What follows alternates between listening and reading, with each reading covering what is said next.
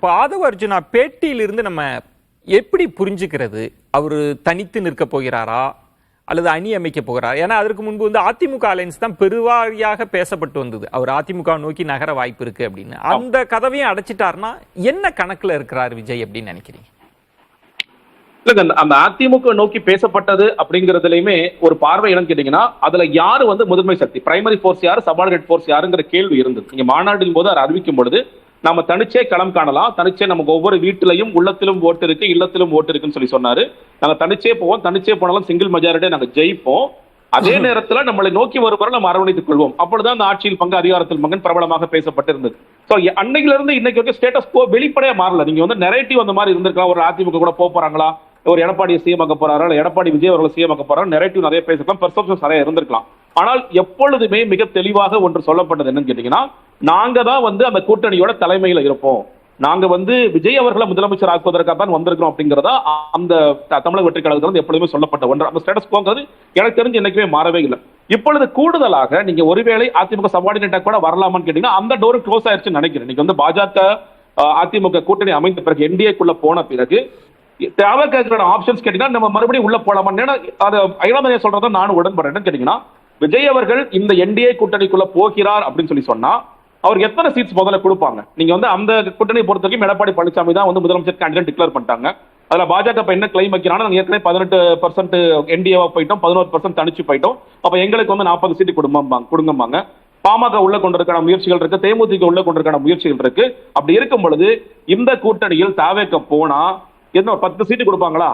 அவ்வளவுதான் நடக்கும். 9 சீட்டு 10 சீட்டுக்கு மேல இந்த 9 சீட்டு 10 சீட்டு வாங்குறதுக்கு ஒருத்தர் கேரியர் எல்லாம் விட்டுட்டு வந்து ஒரு பாஜக என்டிஏ கூட்டணியை வலுப்படுத்துறதுக்கும் எடப்பாடி பழனிசாமி அவர்களை முதலமைச்சர் ஆக்கிறதா ஒரு கேரியர் விட்டுட்டு வராரா?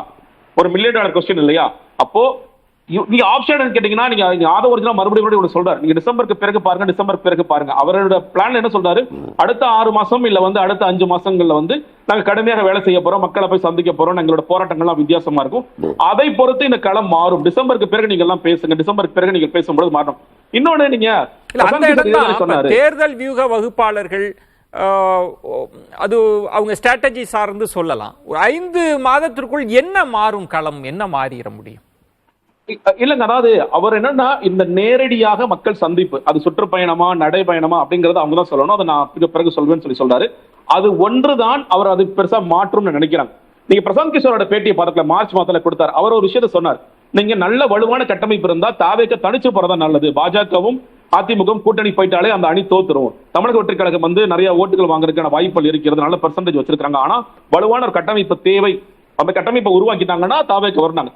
அதுல இன்னுமே தாவேக்க எனக்கு மிஸ் பண்றாங்கன்னு தோணுது. இன்னைக்கு வரைக்குமே சில மாவட்ட செயலர்கள் போடாம இருக்கிறாங்க, பல அணிகள் போடாம இருக்கிறாங்க. நீங்க மாவட்ட செயலர்களை தாண்டி இருக்கிற ஒன்றை செயலாளர்களோ இல்ல பகுதி மற்றவங்கள பூத் கமிட்டி மாநாடு வரைக்கும் போயிட்டாங்க, ஒரு பக்கம் அது பார்க்க முடிகிறது, நல்ல விஷயம் தான். ஆனா இந்த அணிகளை போடாமையும் நீங்க அடுத்தடுத்த செயலாளர்கள் போடாம இருக்கிறதும் ஒரு தொய்வை கொடுக்குது.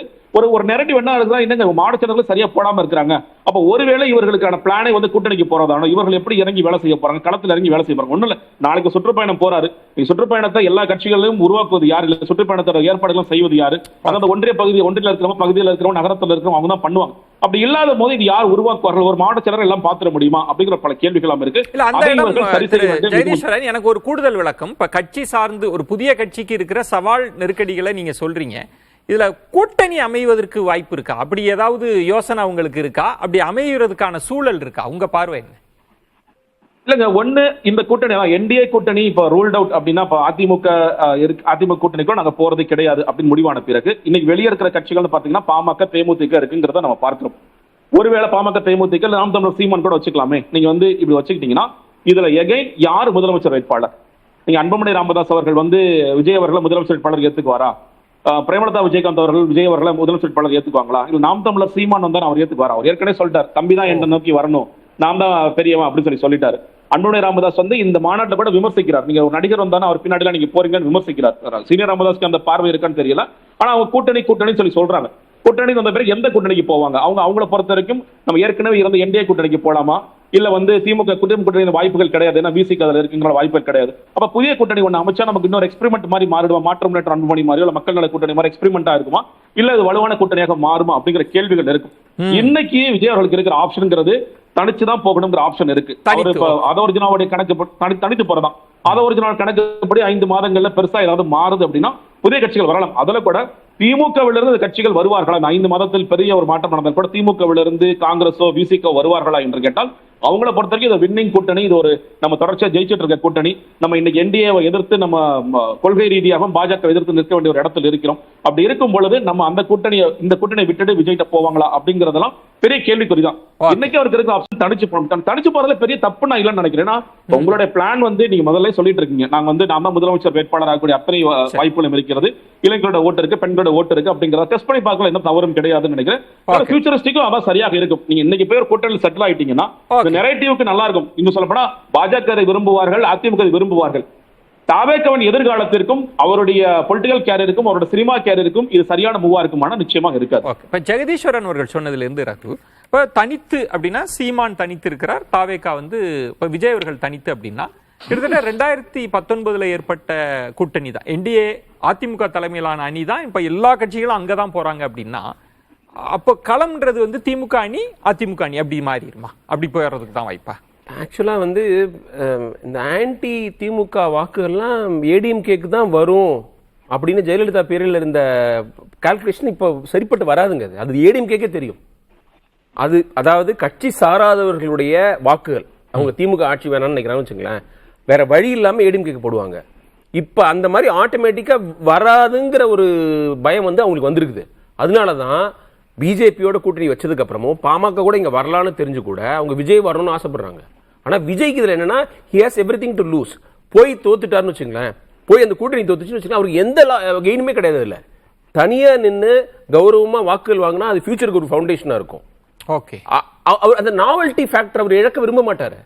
நான் வந்து இங்க பிரச்சனை வந்து 2 கட்சிகள் ஆட்சியிலன்னு சொல்லிட்டு ஒருத்தரோட போனா அது வந்து அவருக்கு வந்து அவருடைய ஆதார கொள்கைக்கு எதிராக இருக்குது. இப்ப நீங்க சொல்வது அவர் தனித்து நிற்கிறப்ப திமுக எதிர்ப்பு வாக்குகள் அப்படின்றது அதிமுக பெரிய கூட்டணி அப்படிலாம் இல்ல, இந்த முறை மாறிடுச்சுங்க. அது ஜெயலலிதா மறைவுக்கு அப்புறம் அந்த மாதிரிலாம் நீங்க அவங்க வந்து அவங்களுக்கு ஆட்டோமேட்டிக்கா போய் விழுறதுலாம் கிடையாது. 2016 அவங்க ஜெயிச்சதுலாம் பெரிய அதிசயம். சென்னை வெள்ளம், பயங்கர மிஸ்மேனேஜ்மெண்ட். அப்பவும் அவங்க அந்த ஊழல் வழக்கில் அவங்களுக்கு எதிராக தீர்ப்பு வந்தது, அது அப்போ வந்து அப்பீல தான் இருந்தது. இதையும் தாண்டி அவங்க ஜெயிச்சது என்னன்னா அவங்களுடைய 1 பாயிண்ட் அஜெண்டா திமுக தீய கட்சி, அவர் கருணாநிதியை எதிர்க்கிறது, இது மட்டும்தான் அவங்களோட. வேற என்ன அவங்க கொள்கை என்ன சொல்லுவாங்க எலெக்ஷன் கேம்பெயின் போது, இதுதான் அவங்க செய்வாங்க. மக்கள் வந்து ஃபார் சம் ரீசன் அதை லைக் பண்ணாங்க. ஏன்னா ஆன்டி டிஎம்கே ஓட்ஸ்ங்கிறது தமிழ்நாட்டில் வந்து ஒரு சப்ஸ்டான்சியல் பிளாக். அதை யார் வந்து அறுவடை செய்வாங்கிறது தான் வந்து தனித்து நிற்பதுன்றது அதிமுக அணிக்கு ஒரு நெருக்கடியை கொடுக்கிற சூழல். விஜய் வந்து திமுக கூட நாங்க சீரியஸா தான் எடுப்பாங்க நான் சொல்றேன். வெளிலலாம் சொல்லுவாங்க அவரை பத்தி பேரே பேசாம இருப்பாங்க, அவரை பத்தி டிபேட்டுக்கு அவங்களுடைய ஸ்போக்ஸ் பர்சன் அனுப்பாம இருப்பாங்க. ஆனால் அவங்களுக்கு தெரியும் விஜய் வந்து ஒரு சீரியஸ் பிளேயர்ங்கிறது அவங்களுக்கு தெரியும். ஏன்னா அவர் வந்து கமல்ஹாசன் மாதிரி ஒரு குறுகின வட்டம் உள்ள ஒரு ஃபேன் பேஸ் உள்ள ஒரு நடிகர் கிடையாது. ஒரு மாஸ் தலைவர். நீங்க அவர் எம்ஜிஆர், ரஜினிகாந்த் அந்த லீக்ல உள்ளவர். அவர் ஒரு அவருடைய பிரைம்ல வந்திருக்காரு. ஏஜும் அரௌண்ட் 50ங்கிறது வந்து ரைட் டைம். அதனால சீரியஸா தான் எடுத்துப்பாங்க. பட் அவர் தன்னுடைய எக்ஸெப்ஷனலிசத்தை இழக்க கூடாதுன்னு நினைச்சாருன்னா தனியா போய் தான் பார்க்கணும். Yes, nothing to lose. ADMK இருக்கிற பிரஷர் விஜய்க்கு கிடையாதுங்க. அதனால தான் அவர் வந்து விசிக காங்கிரஸ் மாதிரி கட்சிகள்லாம் கூப்பிடுவாங்க. ஏன்னா அங்க வந்து உங்களுக்கு லீடர்ஷிப் ப்ராப்ளமே கிடையாது. இவரை முதல்வரா ஒத்துக்க போறாங்க, யாரும் வந்து நாங்க முதல்வர் சொல்ல போறது இல்ல. அதனால அவருக்கு திரும்பி திரும்பி கேட்டு பாக்குறாங்க. எப்ப உடையும்னா சீட்டுகள் அதிகம் கேட்டு குடுக்கலன்னு வச்சுங்க, அதெல்லாம் ஜனவரி தாண்டி ஆயிடும். பிப்ரவரி சமயத்துல தான் இவர் பக்கம் வேற யாராவது வருவாங்களா சர்ப்ரைஸ் தான் தெரியும்.